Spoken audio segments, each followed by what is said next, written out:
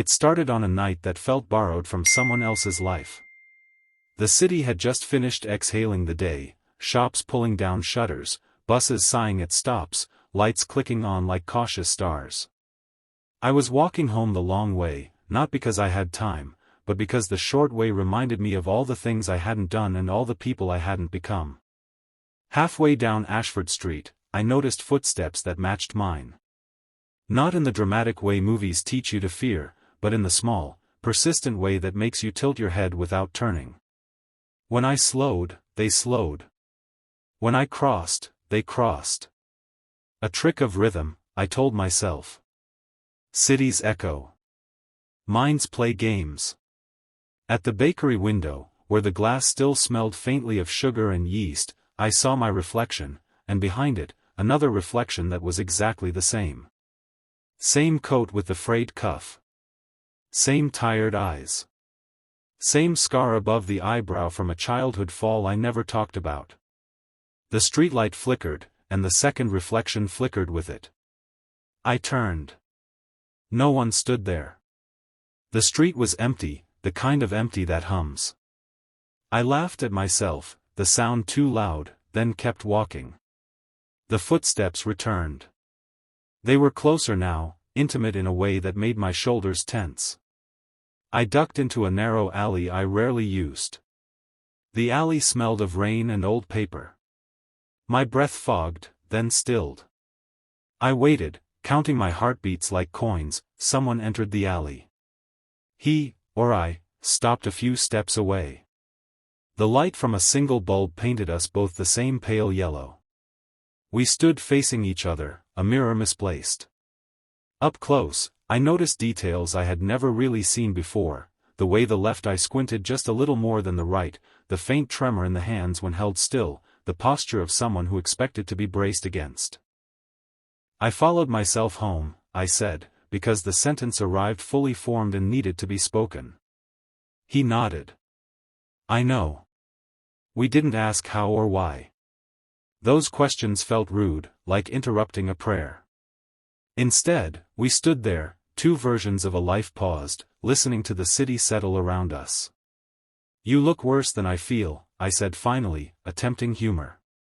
You look better than you think, he replied, and the kindness of it landed heavier than any insult could have. We walked together without discussing it, side by side like strangers who shared a secret they weren't ready to open. Our steps fell into one rhythm again, not because we tried, but because they always had. At the corner, an elderly woman struggled with a grocery bag that had torn at the bottom. Oranges rolled like escaped suns across the pavement. Without thinking, both of us bent to help. Our hands collided over a stubborn orange, and we both laughed. The woman smiled at us, then frowned slightly, as if her eyes were playing tricks. Thank you, she said. Both of you. It's nothing, we said together, and something loosened in my chest. As we continued, I realized that walking with him felt different than walking alone. Lighter, somehow. Not because the world was less heavy, but because there was someone who knew exactly where the weight sat. Outside the closed library, a man slept on a bench, curled tight against the cold. My other self paused, unbuttoned his coat, and draped it over the man without a word. I watched, startled by the decisiveness. I always noticed things like that, people who needed help, but I weighed them against invisible scales of inconvenience until the moment passed. You didn't hesitate, I said. You always hesitate, he replied gently. I don't. We kept walking. A stray cat darted from a doorway, thin as a question mark. He crouched, clicking his tongue softly, coaxing the cat closer with patience I hadn't exercised in years. When the cat finally allowed a cautious touch, I felt a warmth spread through me that had nothing to do with the animal. You're not afraid, I said. I'm tired of being afraid, he said. There's a difference. We reached the bridge over the canal, water black and quiet beneath.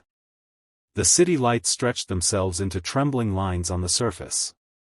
I leaned on the railing, the metal cold through my sleeves. He leaned too. Are you going to disappear? I asked. Eventually, he said. Or maybe you will. That answer should have frightened me, but it didn't. It felt like a promise rather than a threat. A bicycle skidded nearby. A teenager had taken a turn too fast and now sat on the curb, blood blooming red against denim. Without discussion, we moved. He tore a strip from his shirt. I held pressure. The boy tried to apologize, tried to stand. We told him to sit, told him it was okay to be hurt, told him we'd wait until the bleeding slowed. When his breathing steadied and his fear did too, he looked up at us like we'd pulled him from water. "Thank you," he said, voice shaking. "You're going to be okay," we said, and this time it sounded true. As the night thinned, we talked more, not about jobs or plans or the scaffolding of a life, but about the small things we'd ignored. He reminded me of the plant I'd let die on the windowsill because I assumed it would forgive neglect. He asked why I stopped calling my sister after our last argument, the one about nothing that had become everything. He asked when I'd learned to be so harsh with myself. I thought it was discipline, I said. It's cruelty when it never rests, he replied. At my building, the door was locked as always after 10. I fished for my keys, hands clumsy. He held the door open when it swung free, an old habit I'd forgotten. Inside, the hallway smelled of detergent and boiled rice. Our footsteps echoed up the stairs, a doubled sound that made me smile despite myself. At my door, I hesitated. "Do you want to come in?" I asked, unsure what it meant. He shook his head. "This part is yours." We stood there, two outlines stitched together by the dim bulb overhead. I noticed then that his coat was gone, his shirt torn, his hands nicked. He wore the night's kindness like evidence. "I don't know how to be you," I said. "You already are," he said. "You just don't trust it." I unlocked the door. Before stepping inside, I turned back. "Will you follow me again?"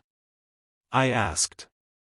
I never stopped, he said, and then the hallway felt ordinary again. Inside my apartment, the silence had shifted. It wasn't emptiness, it was space. I washed my hands and noticed the small cut on my finger from the boy's bike. I bandaged it carefully, a tenderness I rarely offered myself. I watered the plant, slow and deliberate, and placed it closer to the light. Sleep came unevenly, but when morning arrived, it brought a clarity I hadn't expected. On my way to work, I took the long way again. At the bakery window, there was only one reflection this time, but it stood a little straighter. At the corner, the elderly woman waved at me from across the street. The man from the bench sat up, wrapped in a donated coat, sipping coffee. The stray cat lounged in a sunlit doorway, belly rounder than the night before. None of it proved anything, and yet it felt like confirmation. At lunch, I called my sister. The words didn't come perfectly. They never do. But they came with honesty, and she met them with the same. That evening, I followed myself home again, not because footsteps chased me, but because I paid attention. I held doors. I paused. I gave what I could without keeping score. When fear showed up, I acknowledged it and kept moving. Sometimes, in reflective glass, I catch a glimpse that feels like a companion walking just out of frame. When that happens, I remember the night I learned that kindness isn't something you wait to feel ready for. It's something you practice until it feels like who you are.